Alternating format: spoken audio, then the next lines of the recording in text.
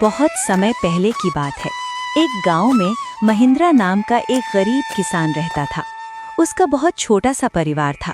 उसके परिवार में एकमात्र उसकी बेटी थी जिसका नाम रानी था।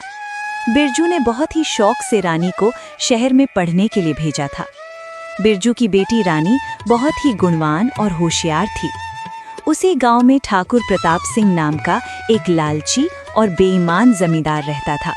वो अपनी जमीन गरीब किसानों को ठेके पर देता था और उस जमीन के बदले वो गरीब किसान से बहुत ज्यादा कर वसूलता था। जमींदार ठाकुर सिंह बहुत ही ज्यादा लालची था। वो गरीब किसानों को बहला फुसलाकर पहले तो अपनी जमीन ठेके पर देता और बाद में किसानों से ही शर्त रख देता था।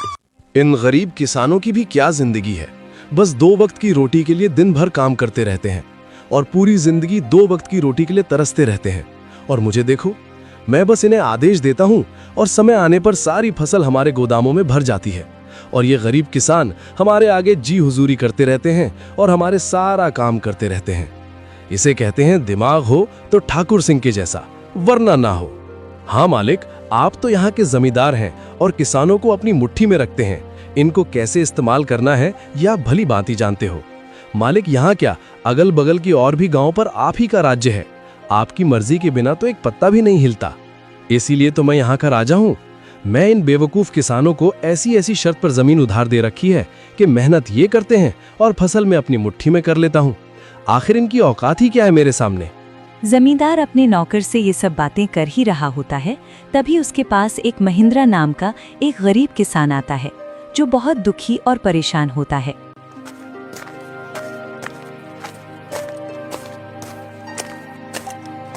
मालिक, मैंने सुना है कि आप किसानों को जमीन ठेके पर देते हो। अरे हाँ भाई, तुमने बिल्कुल ठीक सुना है। मैं अपनी जमीन किसानों को ठेके पर देता हूँ। मालिक, आप मुझे भी अपनी जमीन ठेके पर दे दीजिए। मैं भी आपकी जमीन पर 1 साल के लिए ठेके पर काम करना चाहता हूँ। मेरा नाम महेंद्र है और मैं पास के ही गांव रामपुर में रहता हूँ। अच्छा ठीक है महेंद्र, मैं तुम्हें अपनी जमीन ठेके पर दे दूंगा, लेकिन मैं अपनी जमीन ठेके पर देने पहले कुछ शर्त रखता हूँ, ठीक है? ठीक है मालिक, मैं आपकी शर्त मानने के लिए तैयार हूँ। बताइए आपकी क्या शर्त है? शर्त यह है कि तुम्हें मेरी जमीन पर काम करना होगा और 1 साल के बाद उस जमीन पर जो भी फसल उगेगी उसका आधा हिस्सा तुम्हारा होगा और आधा हिस्सा मेरा होगा।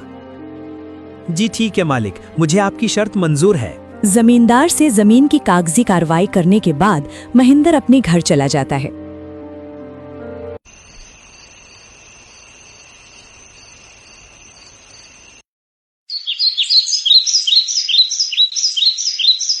और अगले दिन खेती करने के लिए उस खेत में पहुंच जाता है। चलो, अब जमींदार साहब से जमीन तो ले ली है, अब इसमें खेती करना शुरू कर देता हूँ। उम्मीद है इस जमीन पर अच्छी फसल होगी।